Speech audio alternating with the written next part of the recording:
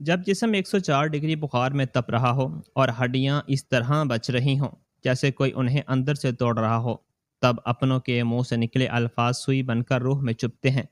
اس رات میں درد سے فرش پر تڑپ رہی تھی، سانسیں حلق میں اٹک رہی تھیں، لیکن میری ساس نے سر پر پانی کی پٹی تک رکھنے سے منع کر دیا اور سسر نے لات مارنے کے انداز میں پاؤں ہلا کر کہا کہ یہ سب تم نے میکے سے سیکھ کر آئی ہو، ڈرامہ بند کرو اور اٹھ کر باورچی خانے کا کام سنبھالو۔ وہ سوچ رہے تھے کہ میں ہمیشہ کی طرح ان کے قدموں میں گر کر گڑ گڑاؤں گی، اپنی زندگی کی بھیک مانگوں گی، لیکن وہ اس بات سے بالکل ناواقف تھے کہ ٹھیک اگلے دن جب میڈیکل کونسل اور پولیس کی گاڑیاں ان کے دروازے پر سائرن بجاتی ہوئی رکیں گی اور ان کے اس جھوٹے محل نما گھر اور غیر قانونی کلینک کا ایسا پردہ فاش ہونے والا تھا کہ جس کا تصور بھی نہیں کیا تھا، کیونکہ میں نے زندگی اور موت کے درمیان جھولتے ہوئے بھی چپکے سے ایک ایسا قدم اٹھا لیا تھا جس نے اس صبح کی شروعات بھی ہمیشہ کی طرح صبح 4 بجے کے الارم کی اس چپتی ہوئی آواز سے ہوئی تھی، جس نے میرے کانوں کے پردوں کو کسی دھاردار چاقو کی طرح کاٹ دیا تھا۔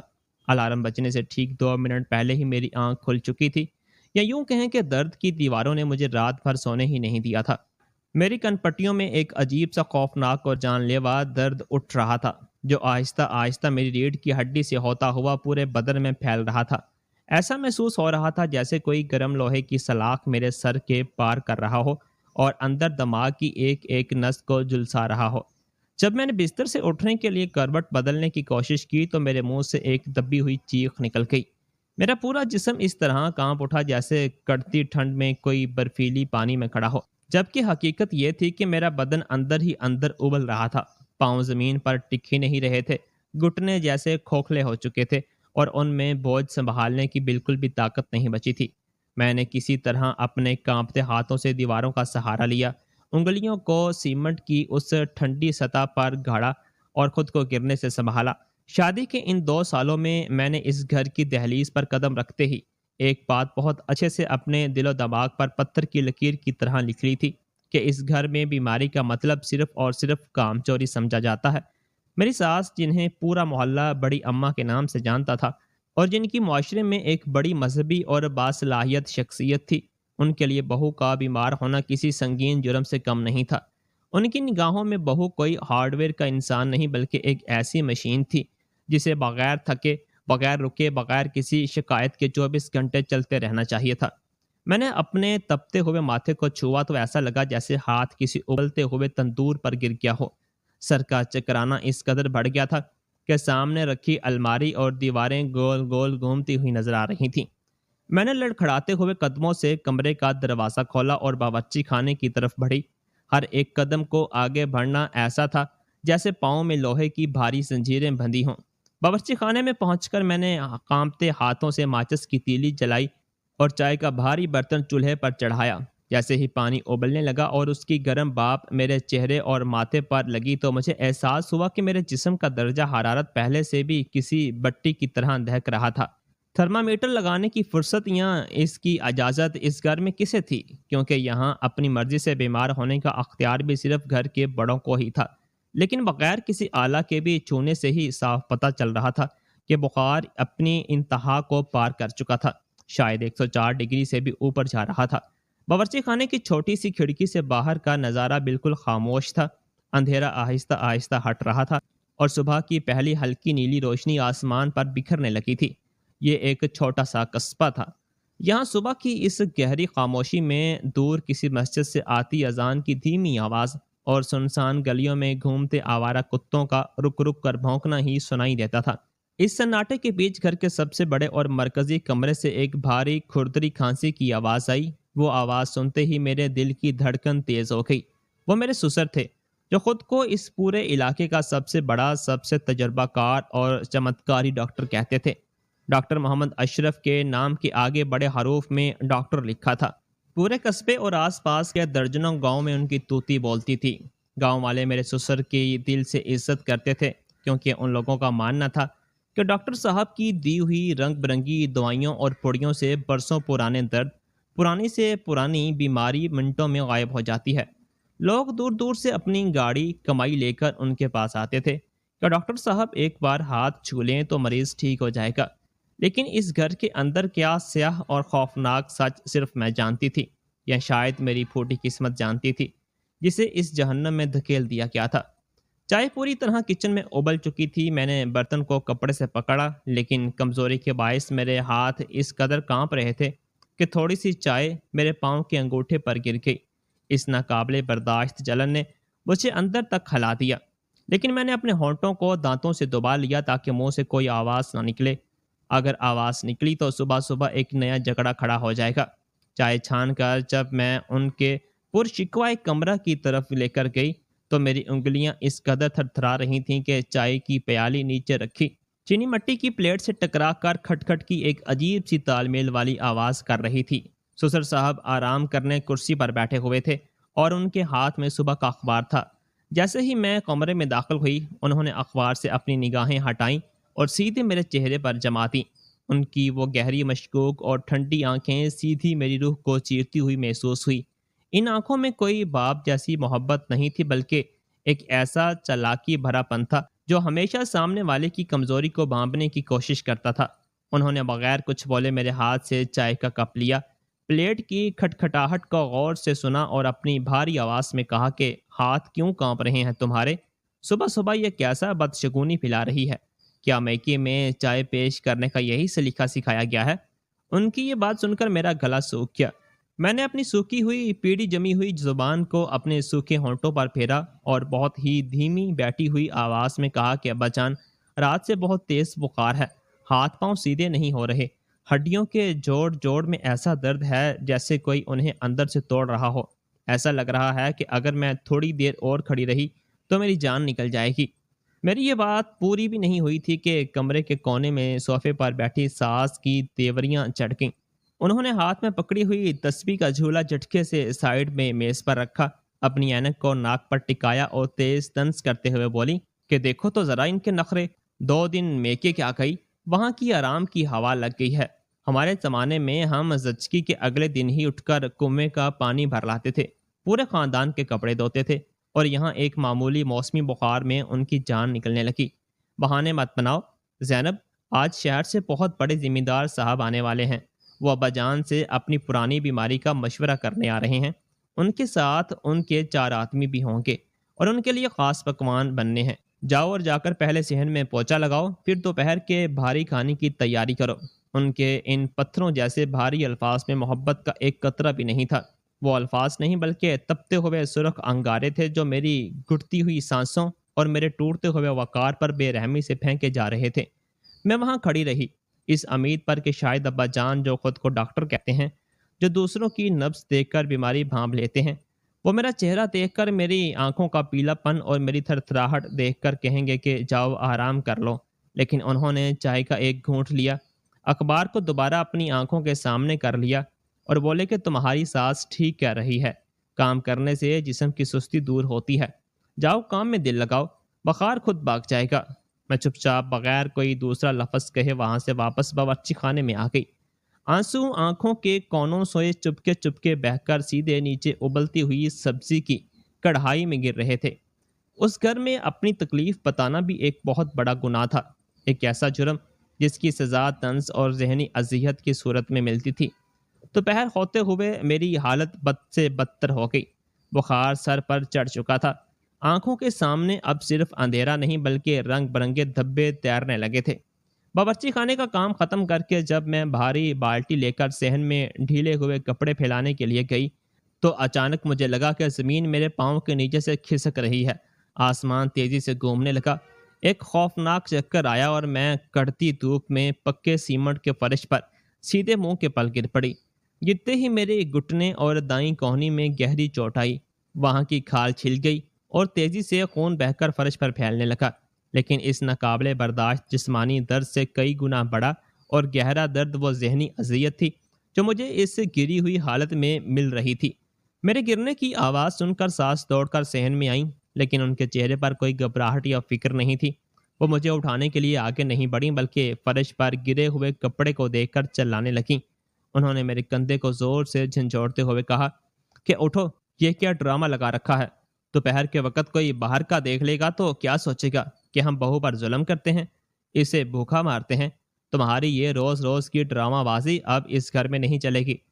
اس وقت درد اور بے بسی کے اس انتہائی نقطہ پر مجھے اپنے شوہر فیصل کی یاد آئی۔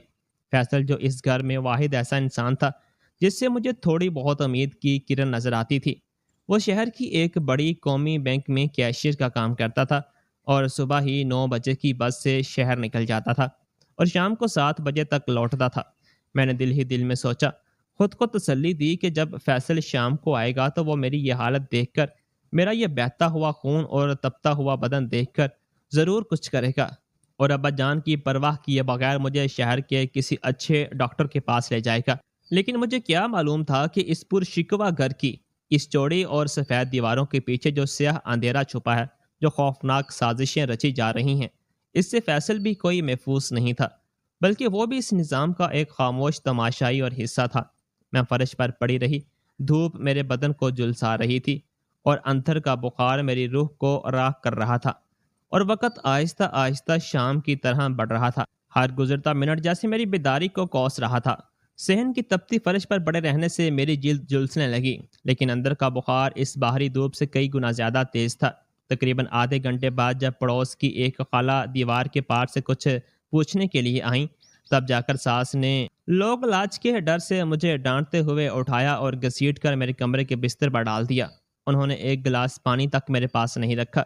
کمرے کی کھڑکی سے آتی دھوپ آہستہ آہستہ ڈھلنے لگی اور کمرے میں شام کی دھندلک پھیلنے لگا۔ میری آنکھیں بار بار بند ہو رہی تھیں، لیکن دل کانپ رہا تھا کہ جب رات ہوگی تو کیا ہوگا۔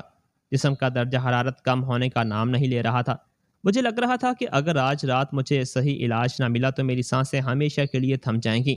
شادی کے ان 2 سالوں کی ساری کڑوی یادیں میری آنکھوں کے سامنے کسی فلم کی طرح گھومنے لگیں۔ کیسے مجھے ایک اچھے اور باصلاحیت خاندان کا جھانسا دے کر اس گھر میں لایا گیا تھا، اور کیسے آہستہ آہستہ اس گھر کی حقیقت میرے سامنے کھل کر آئی تھی۔ باہر اب اندھیرا پوری طرح چھا چکا تھا اور گلی کی لائٹیں جل چکی تھیں۔ قصبے کی اس چیر پہچان خاموشی کے درمیان میں صرف فیصل کی موٹر سائیکل کی آواز کا انتظار کر رہی تھی، جو میری زندگی اور موت کے درمیان واحد پل تھا۔ ہر آہٹ پر میرا دل دھڑک جاتا تھا، لیکن جسم کی بے بسی ایسی تھی کہ میں اٹھ کر کھڑکی تک دیکھنے کی حالت میں بھی نہیں تھی۔ درد کی اس انتہا پر جہاں روح اور جسم دونوں جدا ہونے کو تڑپ رہے ہوں، میں بس اپنی آخری امید کو تھامے اس اندھیرے کمرے میں وقت کے گزرنے کا انتظار کر رہی تھی۔ شام کے ٹھیک 7 بج چکے تھے جب گھر کے مرکزی لوہے کی بھاری دروازے کے کھلنے اور فیصل کی موٹر سائیکل کے رکنے کی آواز گونجی۔ وہ پہچانی آواز سنتے ہی جو کبھی میرے دل کی دھڑکنوں کو سکون اور تسلی دیا کرتی تھی، آج خوف اور امید کے ایک ایسے عجیب بھنور میں مجھے پھنسا رہی تھیں جس سے نکلنا میرے بس میں نہیں تھا۔ میں تب تک اپنے کمرے کے ٹھنڈے نمی والے فرش سے اٹھ کر کسی طرح دیوار کے سہارے گھسیٹتے ہوئے بستر پر پوری طرح ٹوٹ کر گر چکی تھی۔ میرا پورا بدن اس وقت کسی دہکتی ہوئی بٹی کی طرح جل رہا تھا۔ آنکھیں پوری طرح بھاری ہو چکی تھیں اور پلکوں کا اٹھانا ایسا لگ رہا تھا جیسے ان پر کوئی کئی کلو کا وزن رکھ دیا گیا ہو۔ جب فیصل کمرے کے اندر آیا تو اس نے اپنی دفتر کی ڈائری اور بیگ کو ہمیشہ کی طرح میز پر پٹکا۔ اس کی نظریں جب مجھ پر پڑیں تو اس نے ایک ایسی ٹھنڈی لاپرواہی والی سانس لی۔ میں نے بہت ہمت جٹا کر اپنے سوکھے ہوئے گلے سے کھر کے ساتھ اس کا ہاتھ پکڑ لیا۔ اس کا ہاتھ چھوتے ہی مجھے ایک پل کے لیے ایسا لگا کہ شاید اب میں بچ جاؤں گی، شاید میرا شوہر اس جہنم سے مجھے نکال لے گا۔ میں نے بھرے ہوئے گلے سے آنکھوں میں تیرتے آنسوؤں کو چھپانے کی ناکام کوشش کرتے ہوئے کہا کہ فیصل، مجھے پلیز اس وقت شہر کے کسی سرکاری ہسپتال یا کسی اچھے ڈاکٹر کے پاس لے چلو۔ ابا جان کی دی ہوئی ان عجیب سی دوائیوں اور کڑوی پوڑیوں سے مجھے آرام ہونے کی بجائے میرا دم گھٹ رہا ہے۔ ایسا لگ رہا ہے کہ میری چھاتی پر کوئی بھاری پتھر رکھ دیا گیا ہو اور میری سانسیں پھٹنے والی ہیں۔ فیصل نے میری اس بات پر تھوڑا تعجب ظاہر کیا اور اپنا دایاں ہاتھ میرے ماتھے پر رکھا۔ جیسے ہی اس کی انگلیاں میری جلد سے چھوئیں، اس کی آنکھیں بھی ایک پل کے لیے پوری طرح پھیل گئیں۔ اسے بھی اس بات کا پورا احساس ہو چکا تھا کہ اب بخار کوئی معمولی موسمی بیماری نہیں ہے، بلکہ جسم کے اندر کوئی خوفناک جنگ چل رہی ہے۔ اس نے جیسے ہی کمرے سے باہر نکل کر ڈرائنگ روم کی طرف قدم بڑھائے اور ابا جان کو زور سے آواز دینے کی کوشش کی، ویسے ہی باہر سے ساز کی وہ پہچانی کڑکتی اور زہریلی آواز گونج اٹھی، فیصل ادھر آؤ، اپنی بیوی کی آنچل سے بند کر رہنے کی تمہیں ضرورت نہیں ہے، ذرا ہوش میں آؤ، تمہارے والد اس پورے ضلع کے سب سے بڑے اور نامور ڈاکٹر ہیں، جن کے پاس بڑے بڑے رئیس اور پوری دنیا اپنا علاج کروانے کے لیے ہاتھ جوڑ کر کھڑی رہتی ہیں، اور تمہاری اس نخرے والی بیوی کو شہر کے سرکاری ہسپتال میں جانا ہے۔ یہ صرف ایک ہسپتال جانے کی ضد نہیں ہے فیصل، یہ سیدھے سادے تمہارے باپ کی قابلیت اور ان کی خاندانی توہین ہے۔ اگر یہ بات کسی اور کے پاس گئی تو لوگ ہمارے خاندان پر ہنسیں گے کہ خود ڈاکٹر کے گھر میں بہو کا علاج باہر ہو رہا ہے۔ فیصل باہر گیا اور تقریباً 10 منٹ تک وہاں سناٹا چھایا رہا۔ ان 10 منٹوں میں باہر کیا بات ہوئی مجھے نہیں پتا، لیکن جب فیصل کا واپس کمرے کے اندر آیا تو اس کا چہرہ پوری طرح بدلا ہوا تھا۔ اس کی آنکھوں میں وہ ہمدردی اور فکر پوری طرح غائب ہو چکی تھی جو کچھ دیر پہلے میرے ماتھے کو چھوتے وقت دکھائی دی تھی۔ اس نے بغیر میری طرف دیکھ کر اکڑ کر مجھ سے کہا کہ زینب، تم بیکار میں بات کا پتنگڑ بنا رہی ہو اور اماں جان ابا جان کو پریشان کر رہی ہو۔ ابا جان نے جو شام کی پوڑی اور دوا دی ہے اسے چپ چاپ کھا لو اور سو جاؤ۔ وہ اس شہر کے سب سے اچھے تجربہ کار ڈاکٹر ہیں، انہیں اچھی طرح پتہ ہے کہ کس بیماری میں کیا دینا چاہیے۔ تمہیں ان کی قابلیت اور ان کے تجربے پر کوئی شک ہے کیا؟ میں نے فیصل کی اس ٹھنڈی اور پتھرائی ہوئی آنکھوں میں دیکھا۔ ان آنکھوں میں میرے لیے کوئی پیار یا تڑپ نہیں تھی، بلکہ ان میں ایک گہرا خوف تھا، اپنے والد کا ایک ایسا خوف تھا جس نے اس کی خود کی سوچنے سمجھنے کی طاقت اور انسانیت کو پوری طرح کچل دیا تھا۔ وہ ایک ایسا انتا غلام بن چکا تھا جو اپنے خاندان کے غلط کاموں کو بھی درست ثابت کرنے میں لگا رہتا تھا۔ میں اس پل پوری طرح سمجھ گئی کہ اس وسیع و عریض اور پرشکوہ گھر کی 4 دیواروں کے درمیان میری چیخیں سننے والا، میرے درد کو سمجھنے والا کوئی نہیں ہے۔ میں یہاں پوری طرح اکیلی تھی، ایک ایسی قیدی جس کی خبر لینے والا کوئی نہیں تھا۔ رات کے قریب 9 بجے کا وقت ہو رہا تھا جب ڈاکٹر کا دروازہ ایک کھڑکھڑاہٹ کے ساتھ کھلا۔ سسر صاحب یعنی ڈاکٹر محمد اشرف میرے کمرے میں داخل ہوئے۔ ان کے ایک ہاتھ میں ایک بڑی سی شیشے کی سرنج تھی اور دوسرے ہاتھ میں ایک عجیب سی بغیر کسی نام یا لیبل والی گہرے بھورے رنگ کی شیشی۔ ان کے چہرے پر ایسا تاثر تھا جسے دیکھ کر کسی بھی انسان کی روح کانپ جائے۔ وہ بغیر مجھ سے کچھ پوچھے، بغیر میری نبض چھوئے سیدھے میرے بستر کے پاس آئے اور انہوں نے میرا دایاں ہاتھ بہت زور سے پکڑ لیا۔ ان کا وہ ہاتھ کسی قصاب کے ٹھنڈے اور بے رحم اوزار جیسا محسوس ہو رہا تھا۔ میں نے اپنا ہاتھ چھڑانے کی تھوڑی سی کوشش کی، لیکن کمزوری کے باعث میں ان کے سامنے ایک تنکے جیسی تھی۔ انہوں نے بغیر کسی جھجک کے بڑے بے رحمی سے وہ موٹی سوئی میری رگ میں چبو دی۔ سوئی نے گوشت کو چیرتے ہوئے اندر جاتے ہی میرے پورے جسم میں ایک ایسی خوفناک لرزش اور جلن دوڑ گئی جس کے بارے میں سوچ کر آج بھی میرے رونگٹے کھڑے ہو جاتے ہیں۔ وہ درد ایسا تھا جیسے کسی نے سیدھے میری رگوں کے اندر کھلتا ہوا تیزاب ڈال دیا ہو۔ میرا پورا بدن تڑپ اٹھا۔ میں نے اپنی پوری طاقت سے میٹ کر چلانے کی کوشش کی، لیکن سسر صاحب نے فوراً اپنا دوسرا بھاری اور چوڑا ہاتھ میرے منہ پر رکھ دیا۔ انہوں نے میرے منہ کو اتنی زور سے دبایا کہ میری سانسیں رکنے لگیں۔ انہوں نے میرے کان کے پاس جھک کر بہت ہی دھیمی، پھسپھساتی اور ڈرامائی آواز میں کہا کہ چپ رہو زینب، یہاں چلانے اور تماشا کھڑا کرنے کی کوئی ضرورت نہیں ہے۔ اس گھر اور اس علاقے کا ڈاکٹر میں ہوں، تم نہیں۔ یہ دعا تمہیں ہمیشہ کے لیے خاموش کر دے گی۔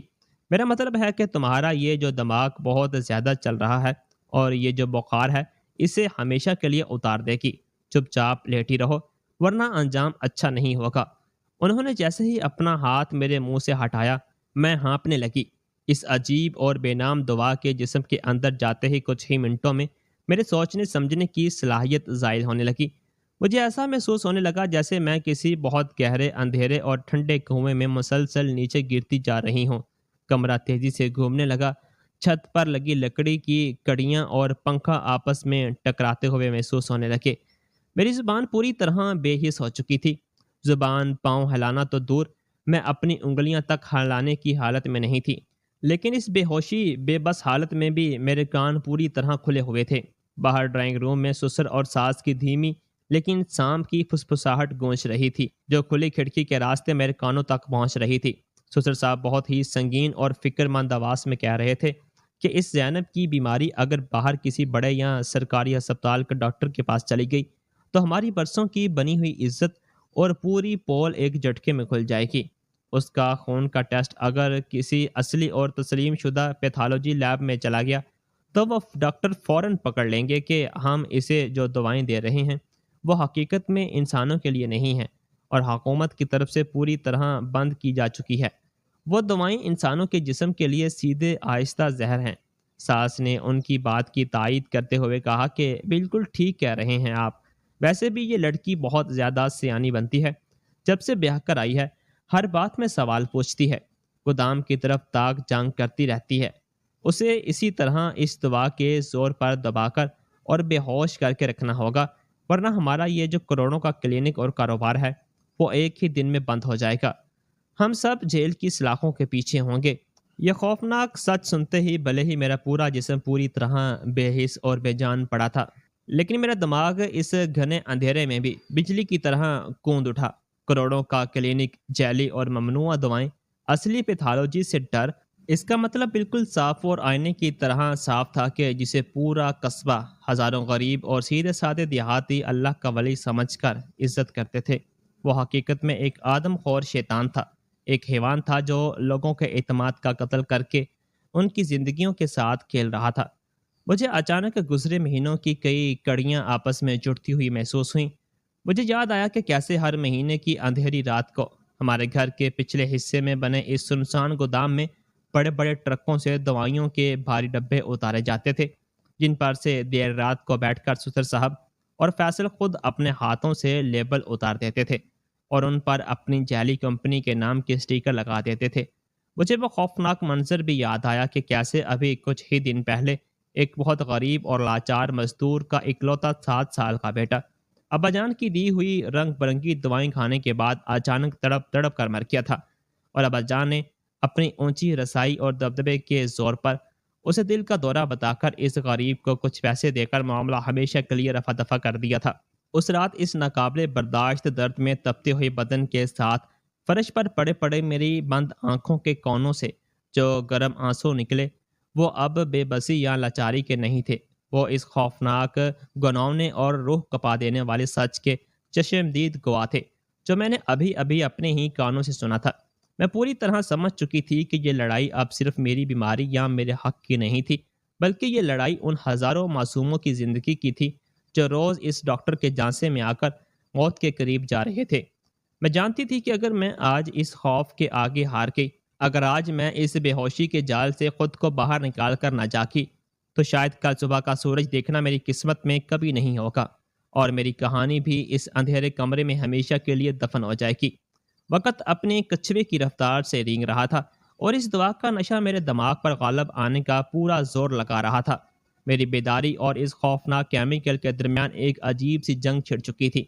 ایک طرف سسر صاحب کا دیا ہوا وہ جان لیوا انجیکشن تھا جو مجھے گہری لامحدود نیند میں سلانے کی کوشش کر رہا تھا، اور دوسری طرف میرا جاگتا ہوا ضمیر تھا جو چیخ چیخ کر کہہ رہا تھا کہ زینب اٹھو، تمہیں جینا ہوگا، تمہیں ان معصوموں کے لیے لڑنا ہوگا۔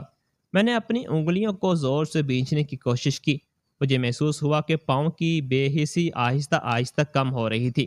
شاید میرے جسم کا مدافعتی نظام اس زہر کے خلاف بغاوت کر رہا تھا۔ باہر پھسپھساہٹ اب بند ہو چکی تھی، اور سسر صاحب کے بھاری قدموں کی آواز ان کے اپنے کمرے کی طرف جاتی ہوئی سنائی تھی۔ کچھ دیر بعد گھر کے تمام بلب ایک ایک کر کے بجھا دیے گئے، اور پوری عمارت میں صرف اس رات کی خوفناک خاموشی اور میری بھاری ہوتی سانسوں کا شور ہی باقی رہ گیا۔ کھڑکی کے باہر ہوا کی سرسراہٹ اب اور تیز ہو چکی تھی، گویا وہ بھی اس گھر میں چھپے گنونے راز سے ڈر کر بھاگنے کی کوشش کر رہی ہو۔ میں نے اپنی آنکھیں کھولنے کی ناکام کوشش کی، لیکن پلکیں ابھی بھی بھاری تھیں۔ میرا دل زور زور سے دھڑک رہا تھا، گویا کوئی خطرے کا سائرن بج رہا ہو۔ میں بس یہی سوچ رہی تھی کہ فیصل، جسے میں نے اپنا سب کچھ سمجھا تھا، وہ کیسے اس گنونے سچ کا محافظ بن سکتا ہے؟ کیا پیسے کی بھوک انسان کو اس حد تک اندھا اور بہرا بنا دیتی ہے کہ اسے اپنی ہی بیوی کا تڑپنا اور دم توڑتے ہوئے معصوم بچوں کی چیخیں سنائی نہیں دیتی؟ اسے خود شناسی اور شدید ذہنی اذیت کے درمیان میں نے فیصلہ کر لیا تھا کہ اب رونے کا وقت گزر چکا ہے۔ اب بے بسی کا چولہا اتار کر اس سیاہ حقیقت کا سامنا کرنے کا وقت تھا، چاہے اس کے لیے مجھے اپنی آخری سانس کی بازی ہی کیوں نہ لگانی پڑے۔ رات کے قریب 2 بجے کا وقت ہوگا جب پورے گھر کی خاموشی ایک گہری، بھاری اور خوفناک چادر میں بن چکی تھی۔ باہر تیز برفیلی ہوائیں چل رہی تھیں، جن سے ڈرائنگ روم کی پرانی کھڑکی کے پلے بار بار دیواروں سے ٹکرا کر ایک خوفناک گونج پیدا کر رہے تھے۔ میرا جسم اس زہریلے اور ممنوعہ انجیکشن کے اثر سے اس قدر بے حس ہو چکا تھا کہ مجھے اپنی ہی انگلیاں اجنبی محسوس ہو رہی تھیں، لیکن میرے دل کے اندر ایک عجیب سی انجان بے چینی اور اضطراب مچل رہا تھا جو مجھے چین سے لیٹنے نہیں دے رہا تھا۔ میرا اندرونی ضمیر مسلسل مجھے جھنجھوڑ رہا تھا کہ زینب، اگر تم آج اس بستر سے نہیں اٹھی تو تم کبھی نہیں اٹھ پاؤ گی۔ مجھے کسی بھی طرح اپنی بچی کھچی آخری سانسوں کو سمیٹ کر اس خفیہ گودام تک پہنچنا تھا جہاں وہ جان لیوا دعائیں رکھی جاتی تھیں۔ میں نے اپنی دانتوں کو آپس میں پینچا، اپنی پوری ذہنی طاقت کو ایک جگہ جمع کیا اور بہت ہمت کر کے بستر سے اپنے ٹھنڈے پڑ چکے پاؤں کو نیچے فرش پر اتارا۔ پاؤں زمین کو چھوتے ہی جیسے میرے اندر کی بچی ہوئی بیداری نے بھی جواب دے دیا اور میں ایک بھاری آواز کے ساتھ سیدھے فرش پر گر پڑی۔ غنیمت یہ تھی کہ پہر ہوا کا شور اتنا تیز تھا کہ میرے گرنے کی آواز دب گئی۔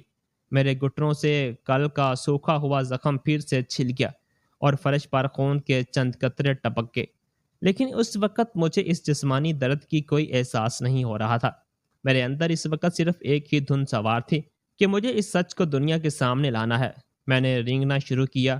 ہاں، میں اس کیڑے کی طرح اپنے ہاتھوں اور کوہنیوں کے بل گھسیٹتے ہوئے کمرے کے دروازے کی طرف بڑھنے لگی۔ ہر ایک قدم کو آگے بڑھانا ایسا تھا جیسے کوئی میری ہڈیوں پر باری لوہے کے ہتھوڑے چلا رہا ہو۔ پاس ہی بستر پر فیصل گہری اور بے فکر نیند میں سو رہا تھا۔ اس کی یکساں سانسوں کی آوازیں اس خاموش کمرے میں صاف سنائی دے رہی تھیں۔ مجھے اپنے اس شوہر پر اس پل ترس بھی آ رہا تھا اور ایک گہرا کبھی نہ ختم ہونے والا غصہ بھی، جو سب کچھ اپنی آنکھوں سے دیکھتے ہوئے، سب کچھ جانتے ہوئے بھی ایک اندھے بہرے اور گونگے غلام کی طرح اپنے والد کے گناہوں کی حفاظت میں لگا ہوا تھا۔ میں رینگتے ہوئے اپنے کمرے کو پار کر کے اس لمبے اندھیرے راہداری سے گزری۔ گھر میں پچھلے حصے میں ایک پرانا بھاری لوہے کا دروازہ تھا جو ہمیشہ ایک بڑے سے تالے سے بند رہتا تھا۔ اس تالے کی چابی ہمیشہ سسر صاحب کے تکیے کے نیچے یا ان کی دھوتی کی کمر بند میں بندھی رہتی تھی، جہاں تک پہنچنا میرے لیے ناممکن تھا۔ لیکن آج شاید قسمت کو کچھ اور ہی منظور تھا، یا یوں ہی کہیں کہ اس اوپر والے کے انصاف کا پہیہ گم چکا تھا، جس کی وجہ سے وہ بھاری دروازہ پوری طرح بند نہیں تھا، بلکہ اس میں ایک انگلی جتنا فاصلہ تھا۔ شاید شام کو جب فیصل اور سسر صاحب دوائیوں کا نیا غیر قانونی سٹاک اندر رکھ رہے تھے تو وہ جلدی میں یا اپنے دبدبے کے غرور میں تالا لگانا بھول گئے تھے۔ میں نے اپنے کانپتے اور ٹھنڈے ہاتھوں سے اس باری لوہے کے دروازے کو آہستہ سے دھکیلا۔ دروازہ کھلتے ہی ایک ایسی تیز اور دم گھٹنے والی اور آسانی سے پہچانی جانے والی بدبو میرے نتنوں سے ہوتی ہوئی سیدھی پھیپھڑوں میں اتری کہ مجھے ایک پل کے لیے لگا کہ میں یہیں بے ہوش ہو جاؤں گی۔ ہوا میں ایک عجیب سا گاڑھا کیمیکل تیر رہا تھا جس سے آنکھیں جلنے لگی تھیں اور سانس لینا مشکل ہو گیا تھا۔ میں نے اپنی کانپتی انگلیوں سے اپنی قمیض کی جیب میں رکھا موبائل نکالا اور اس کی روشنی کی اس پتلی پیلی کرن جیسے ہی اس وسیع گودام میں رکھے لکڑی کے ڈبوں اور گتے کے ڈبوں پر پڑی، میرے ہوش اڑ گئے اور میرے منہ سے چیخ نکلتے نکلتے رہ گئی۔ وہاں فرش سے لے کر چھت تک سینکڑوں ایسی شیشیاں اور ڈبے سجی ہوئی تھیں جن پر صاف صاف انگریزی کے بڑے حروف میں لکھا تھا، انسانوں کے استعمال کے لیے سختی سے منع ہے، اور کئی ڈبوں پر سرخ روشنائی سے ممنوع کی بڑی بڑی مہریں لگی تھیں۔ یہ وہ خطرناک اور جان لیوا دوائیں تھیں جنہیں حکومت اور عالمی ادارہ صحت نے برسوں پہلے بند کر دیا تھا، کیونکہ ان کے استعمال سے انسانوں کے گردے اور جگر چند ہی دنوں میں پوری طرح گل جاتے تھے۔ سسر صاحب ان ممنوع دواؤں کو بڑے بڑے شہروں کے کوڑا خانے اور بند ہو چکی فیکٹریوں سے کوڑیوں کے باؤں خریدتے تھے اور پھر اس اندھیرے گودام میں بیٹھ کر ان پر سے اصلی لیبل اتار دیتے تھے، اور ان کے بعد وہ اپنی خود کی جعلی کمپنی کے چمکدار اور پرکشش اسٹیکر ان پر چپکا کر سیدھے سادے ان پڑھ دیہاتیوں کو مہنگے داموں میں اکثیر علاج کہہ کر بیچ دیتے تھے۔ وہ لوگوں کا علاج نہیں کر رہے تھے، وہ کوئی ولی نہیں تھے، بلکہ وہ ایک معصوموں کو ہر روز اپنی پوڑیوں کے ذریعے ایک آہستہ زہر دے رہے تھے تاکہ مریض کی بیماری کبھی پوری طرح ٹھیک نہ ہو، اور وہ بار بار ہر ہفتے ان کے چوکھٹ پر اپنی گاڑی کمائی لے کر حاضر ہوتے ہیں۔ تبھی میری نظر کونے میں رکھے ایک لوہے کی الماری پر پڑی جو کھلی ہوئی تھی۔ اس کے اندر ایک موٹی سیاہ رنگ کی چمڑے کی جلد والی ڈائری رکھی تھی۔ میں نے کانپتے ہاتھوں سے اس ڈائری کو نکالا اور جیسے ہی اس کے ورق پلٹے، میری آنکھوں کے سامنے جیسے پوری کائنات گھوم گئی۔ وہ کوئی معمولی ڈائری نہیں تھی، بلکہ وہ اس پورے ضلع کی بدعنوانی کا ایک ایسا جیتا جاگتا دستاویز تھی جسے دیکھ کر کسی کی بھی روح کانپ جائے۔ اس ڈائری میں اس علاقے کے بڑے بڑے انتظامی افسران اور ڈرگ انسپیکٹر، مقامی پولیس تھانوں کے انچارجوں اور کچھ بااثر سفید پوش رہنماؤں کے نام صاف صاف لکھے تھے، اور ان ناموں کے ٹھیک آگے ہر ماہ دی جانے والی لاکھوں روپے کی رشوت کی رقم درج تھی۔ وہ دستاویز تھے کہ کس تاریخ کو کس افسر کو کتنا پیسہ دیا گیا، تاکہ اس غیر قانونی کاروبار کی طرف کوئی آنکھ اٹھا کر بھی نہ دیکھے۔ میری پوری روح اس گنونے سچ کو دیکھ کر کانپ اٹھی۔ یہ صرف ایک جعلی ڈاکٹر کی کہانی نہیں تھی، یہ تو ایک ایسا جال تھا، ایک ایسا پورا نظام تھا جو معصوم اور غریب لوگوں کی موت پر پل رہا تھا۔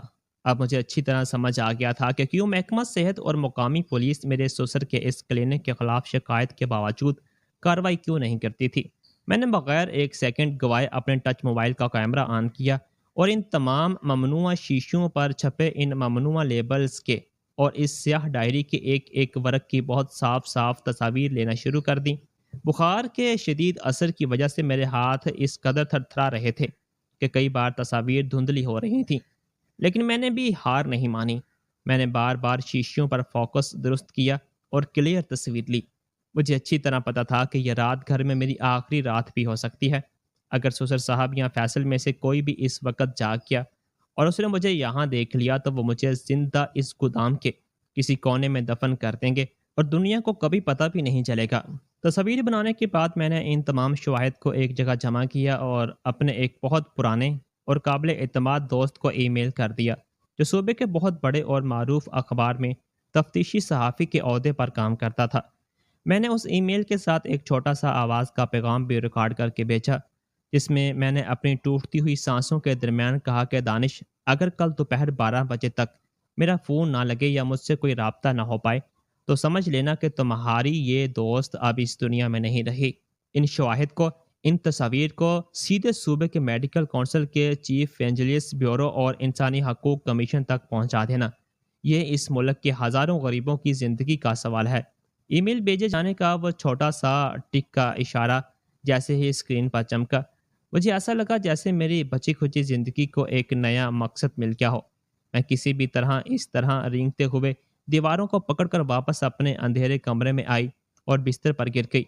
بستر پر گرتے ہی میں ایک ایسے اندھیرے اور خوفناک اندھیرے میں کھو گئی جہاں صرف درد تھا اور ہوش کی بھی کوئی گنجائش نہیں بچی تھی۔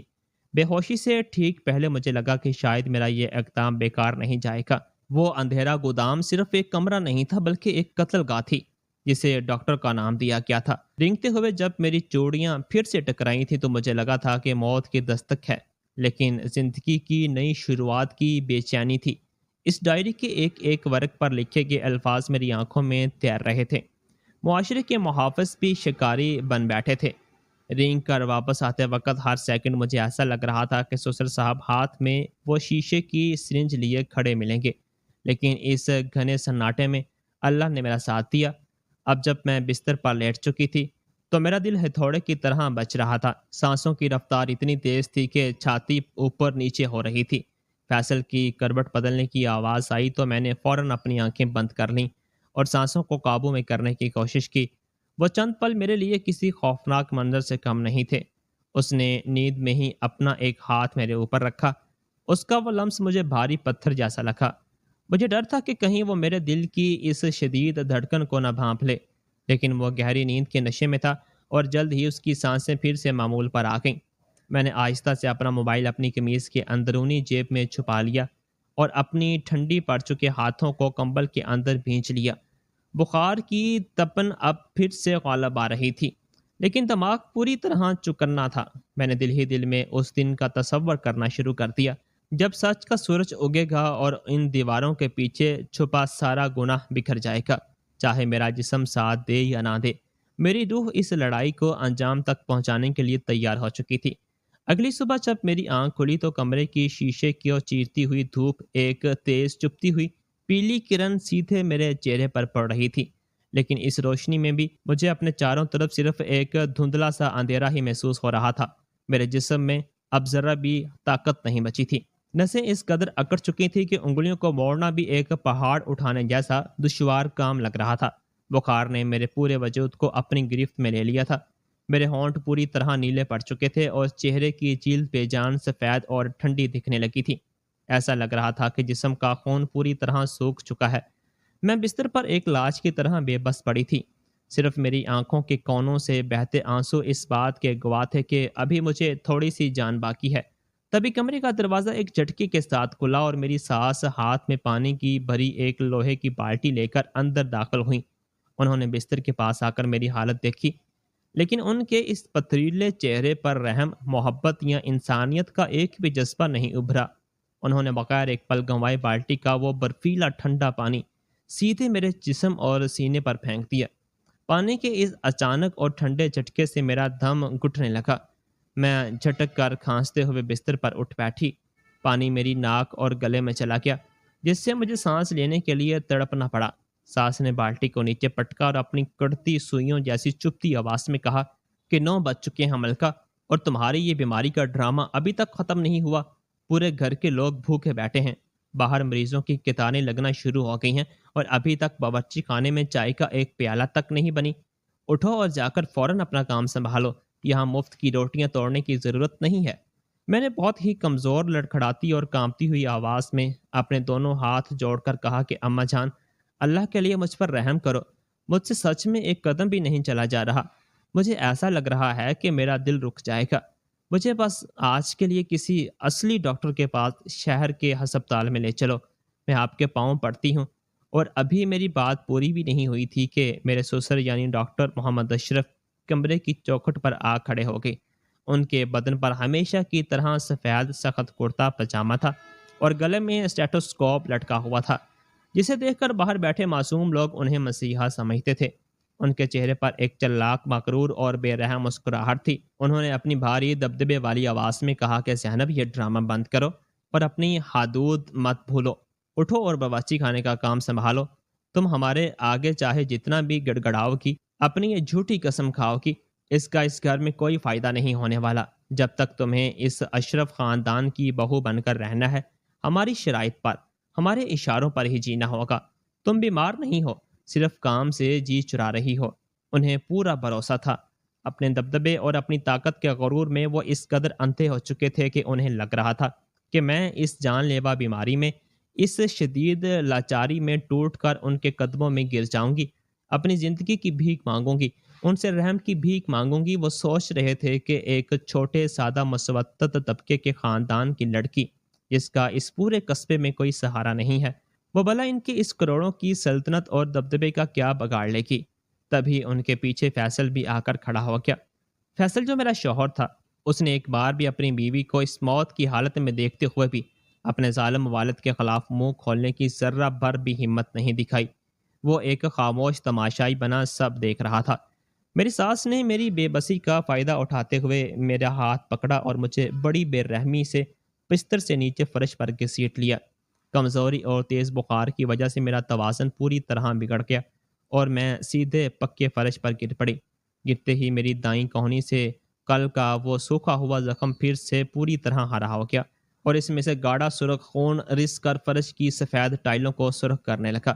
لیکن اس ناقابل برداشت جسمانی درد کے درمیان بھی اچانک میرے چہرے پر ایک عجیب سی پرسکون اور پراسرار مسکراہٹ آ گئی۔ وہ مسکراہٹ کسی لاچار انسان کی نہیں تھی، بلکہ وہ ایک ایسی چال باز کی تھی جس کے پاس ایک ایسا پتہ تھا جس کے بارے میں ان ظالموں کو اندازہ بھی نہیں تھا۔ سسر نے جب فرش پر خون سے لتڑی پڑی میری اس پرسکون مسکراہٹ کو دیکھا تو وہ اندر سے بری طرح چونکے۔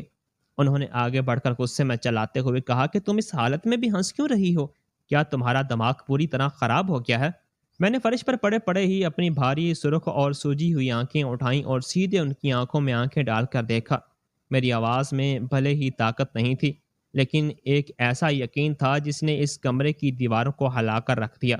میں نے کہا کہ ابا جان، میں آپ کے یا آپ کی اس ظالم بیوی کے آگے اپنی زندگی میں کبھی نہیں گڑ گڑاؤں گی، اور جس ڈرامے کی بات آپ صبح سے کر رہے ہیں، وہ ڈرامہ، وہ جھوٹ کا کھیل اب پوری طرح ختم ہو چکا ہے، کیونکہ ٹھیک ابھی کچھ ہی منٹوں میں جب میڈیکل کونسل کی ٹیم، ڈرگ ڈپارٹمنٹ کے بڑے بڑے افسران اور صوبائی پولیس کی خصوصی کاروباری ٹیم آپ کے اس پرشکوہ گھر کے دروازے پر سائرن بجاتی ہوئی رکیں گی اور آپ کے اس سیاہ کارنامے، اس فراڈ کلینک کا پردہ فاش کریں گی، تب آپ کو پتہ چلے گا کہ اصلی کھیل کیا ہوتا ہے۔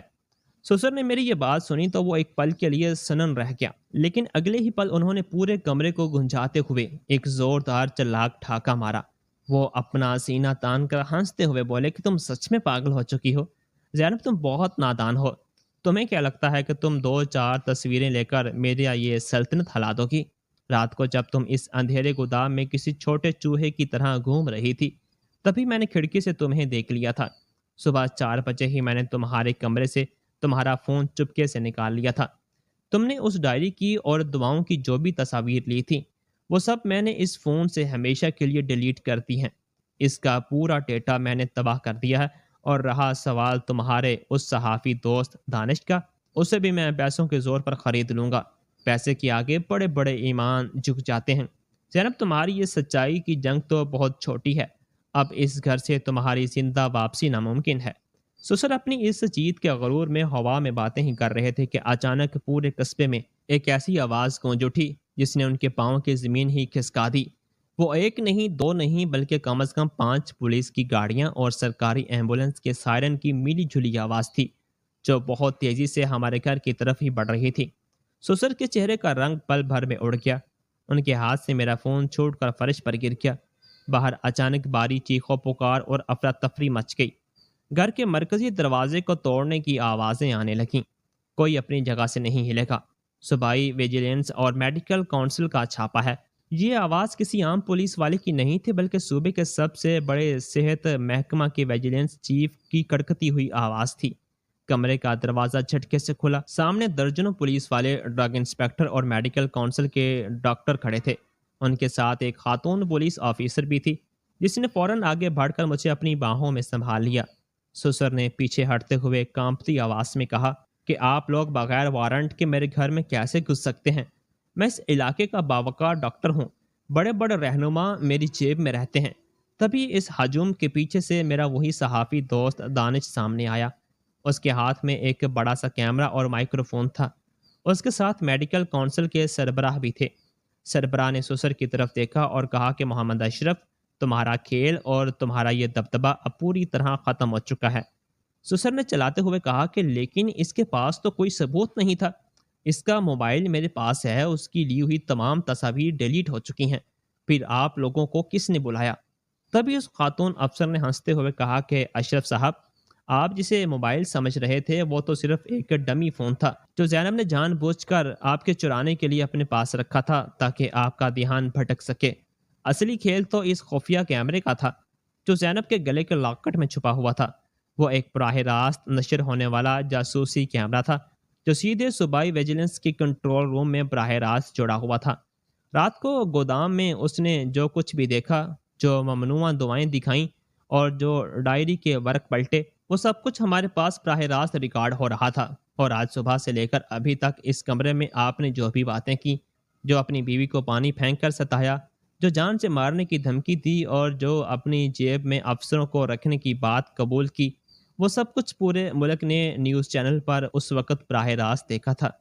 یہ سنتے ہی سسر کے گھٹنے بیٹھ کے، وہ اسی فرش پر بے جان ہو کر بیٹھ کے جہاں کچھ دیر پہلے وہ لہو لہان پڑی تھی۔ ان کا کروڑوں کا سلطنت، ان کا جھوٹا دبدبا اور ان کا غرور ایک پل میں مٹی میں مل گیا۔ ساس دیوار کے کونے میں چھپ کر بری طرح کانپنی اور رونے لگی۔ فیصل کو پولیس والے نے آگے بڑھ کر لوہے کی ہتکڑی لگا دی تھی۔ فیصل نے میری طرف دیکھا۔ اس کی آنکھوں میں اب خوف، شرمندگی اور پچھتاوا تھا، لیکن اب بہت دیر ہو چکی تھی۔ جب مجھے اسٹریچر پر لٹا کر سرکاری ایمبولنس کی طرف لے جایا جا رہا تھا تو پورے قصبے کے ہزاروں لوگ باہر جمع تھے۔ وہ لوگ کل تک ان دھوکے بازوں کو اللہ کا ولی سمجھتے تھے، آج سچ سامنے آنے پر ان پر تھوک رہے تھے، ان پر پتھر پھینک رہے تھے اور پولیس سے انہیں پھانسی دینے کا مطالبہ کر رہے تھے۔ میں نے ایمبولنس کے اندر سے آسمان کی طرف دیکھا۔ ہوا بہت صاف اور پرسکون دینے والی محسوس ہو رہی تھی۔ میرا بخار ابھی بھی تیز تھا، جسم کمزور تھا، لیکن میرے دل کے اندر جو سکون تھا وہ دنیا کی کسی بھی دوا سے بڑا تھا۔ میں نے اپنی زندگی اور اپنی سانسوں کو داؤ پر لگا دیا تھا، لیکن میں نے ہزاروں بے گناہ اور غریب دیہاتیوں کی زندگی کو اس شیطان کے چنگل سے ہمیشہ کے لیے بچا لیا تھا۔ ایمبولنس کا سائرن بجتے ہی گاڑی مجھے ایک نئے حقیقی ہسپتال کی طرف لے کر دوڑ پڑی، اور پیچھے ہمیشہ کے لیے زمین بوس ہو چکا تھا اس ظلم اور جھوٹ کا وہ سیاہ سلطنت۔ میرے آنکھوں سے بہتے آنسو اب درد کے نہیں بلکہ ایک بہت بڑی اور تاریخی جیت کے تھے۔ اس واقعے کے بعد مجھے ہسپتال میں کئی دنوں تک رکھا گیا، جہاں ڈاکٹروں کی ایک حقیقی اور وقف ٹیم نے میرا علاج کیا۔ آہستہ آہستہ میرا بخار اترنے لگا اور میرے جسم کے زخم بھرنے لگے، لیکن جو زخم میری روح پر لگے تھے انہیں بھرنے میں وقت لگنا لازمی تھا۔ دانش ہر روز مجھ سے ملنے ہسپتال آتا تھا اور باہر کی خبریں مجھے بتا دیتا تھا۔ اس نے بتایا کہ سسر محمد اشرف اور ان کے پورے گروہ پر قتل، دھوکہ دہی اور ممنوعہ نشہ آور دوائیوں کے غیر قانونی کاروبار کے تحت سخت دفعات عائد کی گئی ہیں۔ پولیس نے ان کی وہ کالی ڈائری بھی ضبط کر لی ہے، جس کی بنیاد پر ان تمام بدعنوان افسروں کو معطل کر دیا گیا ہے جو اس کاروبار میں ملوث تھے۔ فیصل اور ساز کو بھی اس سازش میں برابر کا شریک سمجھتے ہوئے جیل کی سلاخوں کے پیچھے بھیج دیا گیا۔ میرے میکے کا خاندان بھی خبر ملتے ہی شہر پہنچ گیا۔ میرے والدین نے جب میری آبیتی سنی تو ان کے آنسو رکنے کا نام نہیں لے رہے تھے۔ وہ خود کو کوستے رہے کہ انہوں نے مجھے کس جہنم میں دھکیل دیا تھا، لیکن میں نے ان کا ہاتھ پکڑ کر کہا کہ جو ہوا اس میں آپ کی کوئی غلطی نہیں تھی۔ انسان کا چہرہ دیکھ کر اس کے اندر کا شیطان نہیں پہچانا جا سکتا۔ کچھ ہفتوں بعد جب میں پوری طرح صحت مند ہو کر ہسپتال سے باہر آئی تو میں نے پیچھے مڑ کر اس قصبے کی طرف نہیں دیکھا۔ میں نے ایک نئی شروعات کرنے کا فیصلہ کیا۔ میں نے اپنی پڑھائی دوبارہ شروع کی اور سماجی خدمات کے شعبے میں قدم رکھا تاکہ مستقبل میں کسی اور زینب کو اس طرح کے جال میں نہ پھنسانا پڑے اور کسی بھی بے گناہ کی زندگی کسی جعلی مسیحا کے ہاتھوں ختم نہ ہو۔ آج جب میں پیچھے مڑ کر اس خوفناک رات کو یاد کرتی ہوں تو مجھے اپنے فیصلے پر فخر ہوتا ہے۔ ڈر کے آگے گھٹنے ٹیکنے کی بجائے سچ کے لیے لڑنا ہی زندگی کا اصل مقصد ہے۔ وہ ایمبولینس کا سائرن آج بھی میرے کانوں میں انصاف کی ایک بازگشت بن کر گونجتا ہے، جو مجھے یاد دلاتا ہے کہ برائی کتنی ہی طاقتور کیوں نہ ہو، سچائی اور ہمت کے سامنے اسے ایک دن گھٹنے ٹیکنے ہی پڑتے ہیں۔ دوستو، کہانی اچھی لگی ہو تو ویڈیو کو لائک اور چینل کو سبسکرائب بھی لازمی کر دیجیے گا۔ اللہ حافظ۔